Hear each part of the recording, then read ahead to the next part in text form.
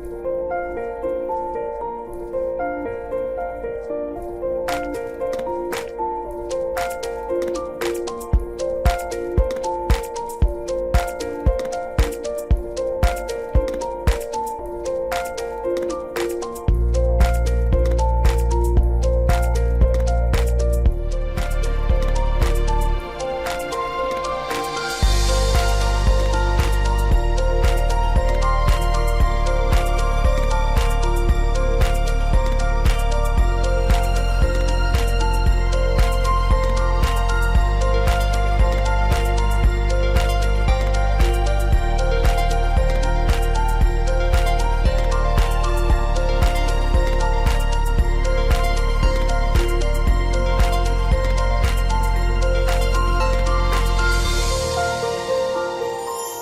you ever been to a chiropractor or a physical therapist or some other treatment professional where they're working on your body and they're treating some kind of ailment or issue? And they may point out that, well, your right shoulder may be hurting, but it's actually your left shoulder that is experiencing the problem, or like they sense or feel the misalignment or the issue there. And I know I've had that happen, and I've learned that now when I go to the chiropractor and I go in with right knee pain, that it's probably something on the left side of my body that's causing problems or just something somewhere else. And I want to talk a little bit about that, but more specifically to your mental health and what that might look like when it comes to compensation, overcompensation related to just more mental health type symptoms that we experience and why some of those things are happening. And we'll work in some of the physical things as well. But today we're going to talk about that in the Cultivating Calmness podcast. So thank you for joining me, and we will get right to it. So I know I said there in the beginning that I've been to the chiropractor, and initially when I started going regularly, I didn't know these things, and now I have learned these things, and it makes a lot of sense. So now I am more consciously aware that if I have a problem somewhere in my body, that where the actual issue is, it may not be where I'm feeling it. Um, so like I said, I go in for right knee pain, and it's actually like left hip, left knee, left ankle, foot, or all of the above, because something has, not gone right on the left side, which is causing this compensating on the right side. And that's where you start to feel the pain because your body has shifted to avoid the pain, but then causes pain, right? That's why you end up feeling it. Now, I'm not saying that's the case all the time with every physical ailment that you're experiencing or every emotional, mental experience that you have in your life, but it often can be the case. And I often find that with my clients that come to see me is, I have this long like workup or a questionnaire, I should say, and asking a lot of questions about background, and a lot of the questions are more like medical history, and there's questions about surgery and supplements and um you family background, and sometimes people feel like that's completely unrelated, and I'm here to say that it's most of the time not completely unrelated. And in conversations with people, often we find that what they've come in for, let's just say it's grief, right? They've come in to process some grief. Now, yes, we're going to process some grief, but what we might find in that process is that there's actually underlying stuff there that is driving or preventing or causing whatever the main issue is. Some people get frustrated by that, right? Like I came in, we may see this a lot with like parents who bring kids in for therapy. Yes, sometimes the kids have stuff going on. And they're like, fix my kid. And so you may work with the kid, but then you may realize, well, there's these other things going on at home that are causing the issue with the kid. And we have to really address the things going on at home to be able to address the issues going on with kiddo. And if we're not doing that, then the issues going on with kiddo, we might not be able to straighten out or work through completely. We might be able to do a little bit. And that's what we're talking about here, right? Is that You may be coming in for a very specific issue, anxiety, depression, PTSD, what have you. But we want to look at all the other, at least I do. And I know a lot of other therapists do as well, but we want to look at all the other things going on in your life that are causing the current issue that you are coming into. And so that may look like, well, we're not actually going to talk about this thing that you brought in today because this thing over here is causing the problem that we're experiencing right now. So I hope that makes sense. I wrote some notes, and so I have some here, and I'm going to share them versus trying to memorize them. I'm not going to memorize them, but when it comes to like chiropractic or physical therapy, they all have their own terms. I don't know. I personally don't know what all of those terms are. So I looked up some of what like they may call this, but there's, like compensation patterns, kinetic chain dysfunction, cross-body compensation, regional interdependence, you know, contralateral compensation. There's all different kinds of terms, but basically what those mean, and they may change terms based on what specifically you're talking about, but it's this idea that one thing causes another thing to happen, and you may be trying to address the thing that has been caused, but not the thing that is causing the problem. What that may look like in like related to mental health, or let's just say anxiety, right? If you feel this like unsafe, then you may compensate by trying to control things, right? If I feel like I am not good enough, then I may try to be a perfectionist, or I may reject others before they have a chance to reject me, so then I don't feel like I'm the one being rejected, if that makes sense to you. So we often do that. And what we're trying to do is we're trying to get to that root of, I'm not good enough. Where is that coming from? Why did that happen? Sometimes we get to that. Sometimes it's, piece by piece, thread by thread, we're, pulling things out, and we're learning things about people. And oftentimes that's why it's helpful to talk to somebody else. Sometimes that's a friend, right? Sometimes that is a medical provider or a therapist or somebody, along those lines, because they are hearing things from you that you aren't necessarily hearing yourself.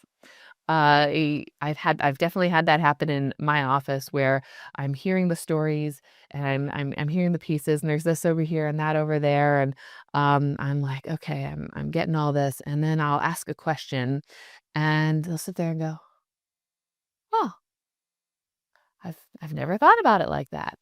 Yeah, you're right, or oh, that's a interesting thought or perspective. Um, And, that for me, it's not, I'm not some genius or anything like that. I've definitely probably missed cues and missed, signs and things like that. But sometimes they can be really obvious to me because I am hearing it from you differently than you're hearing it yourself. This is why I like to look at root cause. This is why I try to understand where all of this stuff is coming from that you're talking about. Um, you know, Sometimes we don't see the patterns in other people that are related to us. So that's that like family history. Mom was like this, grandma was like this, now I'm like this. Sometimes we don't see those connections. And when you're explaining it to somebody else, they can take those puzzle pieces and they go, "Oh, actually this matches with that over there, which matches with this over here, and then when we do this it goes and connects, and da da da da da, here we go." Um and that's what, like, therapy can be like. That's what going to a chiropractor, getting a massage, or getting some myofascial massage and things like that can be helpful, because we're trying to understand the inner workings of our body and of our mind to help you get to the source. Um so if you're finding that, like, maybe you're easily triggered, right? There's lots of things that trigger people these days. I have my triggers for sure. And it can be really hard to change those patterns, and it can be really hard to acknowledge those patterns. Because they're, really ingrained in you, and For you, it may feel like they just happen. And I know I feel like that sometimes. They just happen. I don't know why they happen, but they happen. And we sometimes have to look to our past. We have to understand where those things come from, where we are seeing patterns in our own life. When, you know, something happens in your life, does it connect to another memory or experience? Does that bring up other feelings, other similar experiences where you felt that way? Why is that? Um, what are you doing about it? How can you do anything about that? And um, is that, is there a common denominator or are there like multiple common denominators? We see this oftentimes in EMDR, eye movement desensitization and reprocessing. If you are unaware, it uses movements of the eyes to process traumatic experiences, usually connected with a core belief, a negative core beliefs of some kind, a body sensation or feeling. Excuse me, my nose itches. Usually a body sensation or emotion. And then it works through what I like to call like a web.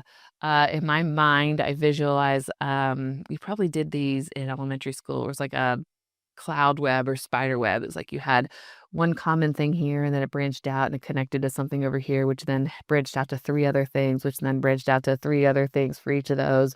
Um, to me, that's kind of what I envision with EMDR is we try to map out these different life experiences and then they're all kind of like interconnected like a spider web. And there's going to be some that are bigger and really big experiences, things that were really traumatic for you, or maybe those are themes that come up like, oh, this one comes up a lot, but then there's this one over here that's smaller, but it's still connected to this big one, but it's a smaller one.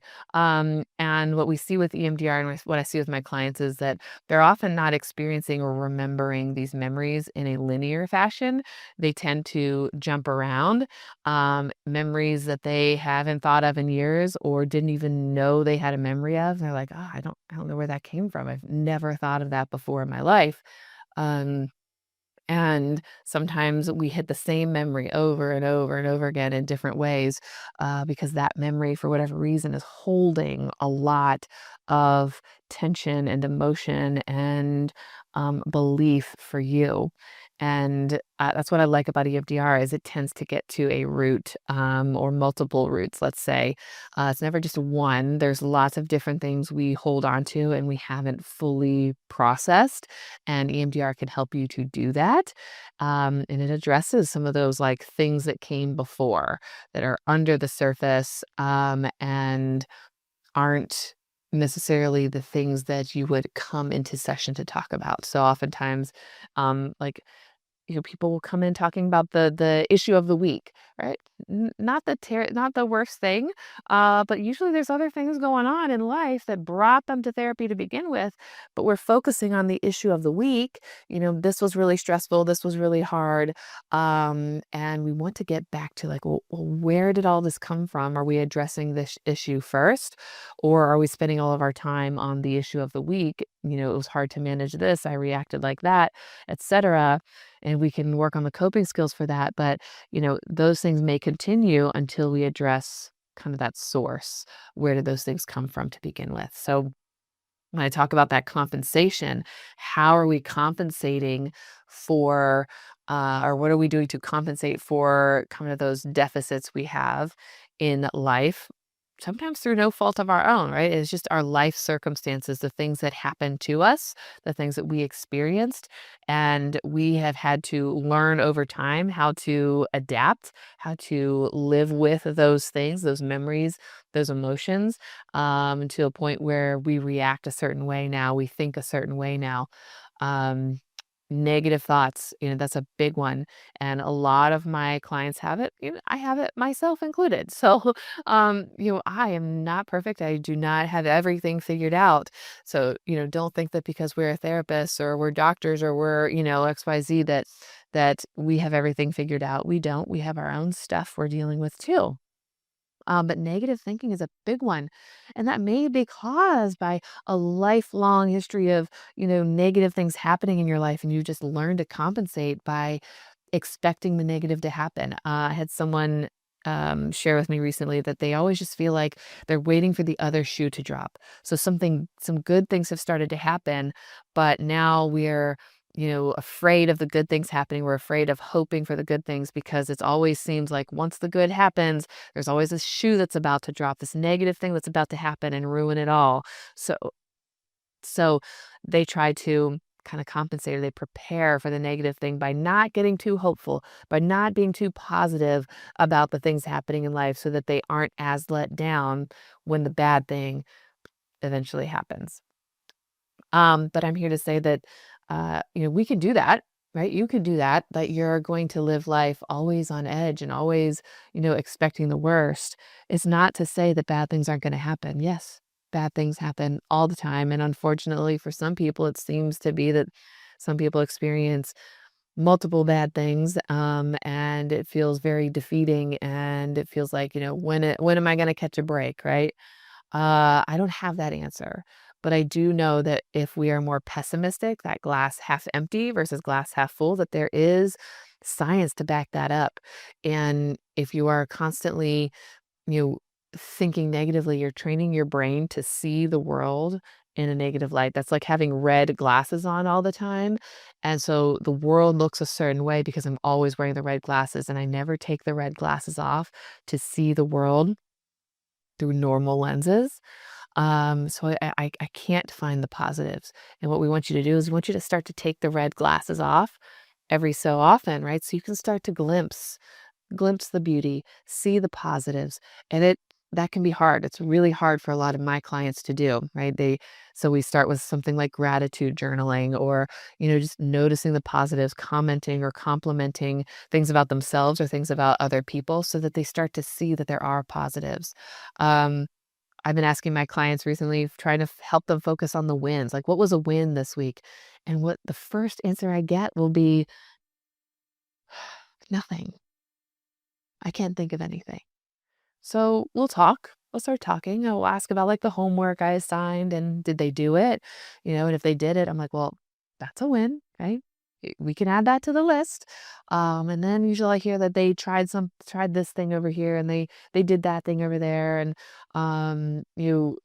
before long, we can usually go from a list of, 0 to a list of you know, 5 or 6 things that are wins, even if the wins are like this big, right? They're small wins.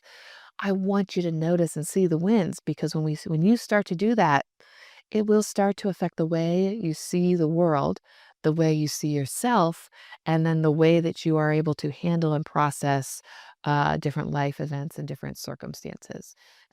It's not perfect. It's not, saying that like, oh, somebody died, so I'm supposed to be happy about that. No, I'm not saying that.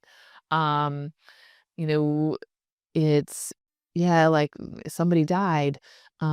Is there something good about that day? Was there something that, a memory, although maybe it made you cry today because it was so fresh, um, maybe it was something that um, was also a positive thing. Like it also maybe could make you smile because it was a positive memory of them, of that person.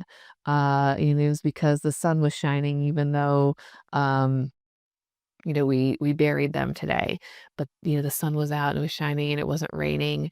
So I can say that from like personal experience. It was hot and the sun was out and that was nice. It wasn't raining, it wasn't miserable. So that, made the day, better just because the sun was out. But not everybody feels that way, right? So it's something that is unique to you, something that's going to help you to be, see some kind of light within your day, within the moment. So just think about that. Like when things are happening in your life, typically we think of the negative things, whether it's a physical ailment or a mental, emotional hardship, where is that coming from? How are we compensating for that? Are we compensating with anger? Are we compensating with the way we think, the way we talk, with anxiety, etc.? And if we try to kind of back that up and address, like, where is that coming from? Would we have maybe more success with it than addressing the symptom itself? I've talked about this before. You have a headache. If you treat it with a Tylenol, that's your choice. Or even an herb, right? If there's an herb to treat the headache and make it go away, great. I'm glad the headache went away, but did it solve the problem? Right? If it's related to something you're eating, and you keep having that thing, then you're not really solving the problem, right?